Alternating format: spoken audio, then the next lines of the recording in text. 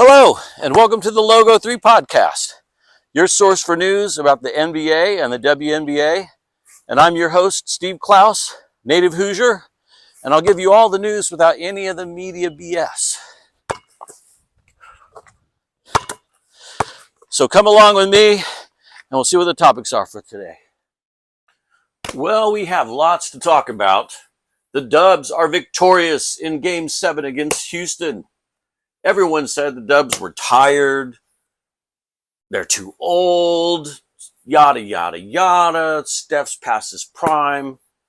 Charles Barkley even said that NBA years are like dog years and that Steph Curry's 37 and just doesn't have it anymore. But the Warriors had the last word on all of that.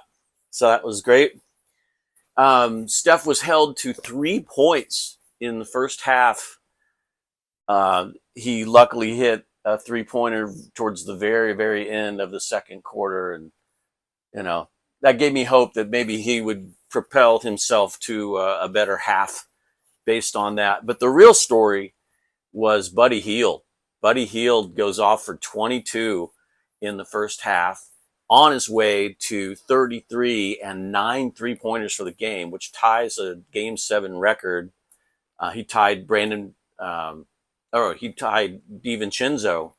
for 9 threes in a Game 7. So that was pretty cool. And you knew it was Buddy's night when he hits a 42-footer with, 1 second to go in the first quarter, drains nothing but net on a 42-footer. So he was on his way to good things. Steph's gravity once again does it all. I mean, he gets so many open shots for his teammates because the other team is always guarding him so hard and double teaming him so often. And Buddy Hield doesn't go off for 33 points or 9 3-pointers if he's not playing with Steph Curry, because Steph helps him get open shots, and everybody gets open shots. Butler and Podziemski and Post, everybody's feeding off the gravity that Steph has and creates for everybody else. So, and beginning of the second half, the first 4 possessions, there were 4 blocks in a row. It was kind of impressive.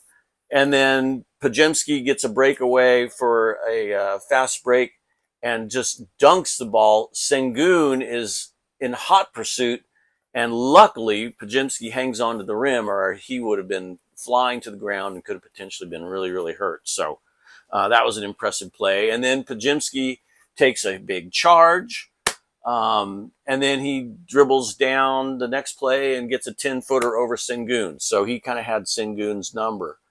And then the Rockets go on a 14-4 run, and they cut the lead down to 5. So it was not looking good for the Dubs there for a little bit in the third quarter. Curry had, patented drives where he does a little reverse, puts a lot of English on the ball. Just an incredible drive. The Rockets were looking pretty good. Steven Adams gets an offensive rebound over Draymond and then throws it out, and they get a pivotal 3-pointer, and it was not looking good. It felt like the momentum was shifting at that point. So luckily for the Warriors, that didn't happen. The Warriors just kept their foot on the gas and kept going. Jimmy Bucket made some critical 3-pointers. At one point, he hits a critical 3 and puts the Warriors up 6. And the Rockets, Van Fleet had been killing us for 2 or 3 games. And luckily, Van Fleet was definitely off his game a little bit. Draymond gets open for easy layups, and Moses Moody makes a great block against Amen Thompson. The Warriors were up 8 at the end of the third. And then Curry has an unbelievable drive to start the fourth quarter. He gets this layup, and that's 10 points so far for Curry in the half. Jimmy Buckets, what can we say? He's just clutch. He's been here before. I mean, there's so many, so many players on the Warriors with Game 7 experience, and the Rockets, nope, not so much.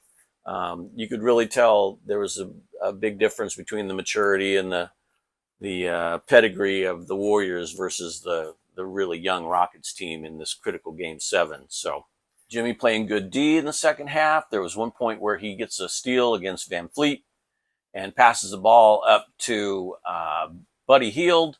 And in the course of that fast break, Van Fleet is frustrated and pushes Jimmy Butler in the back.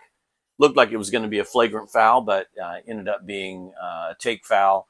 So the Warriors ended up getting 2 free throws and the ball back. So it worked out really well for the Warriors, and that was kind of the beginning of the end for the Rockets there. And one of the critical things that happened in the game was that the Warriors hit 30. They had 39 points off 3-pointers compared to the Rockets. So it's hard to win a game when a team is outscoring you by 39 points from distance. Steph Curry steps up to the line. He hits a couple free throws, and the game's over at this point.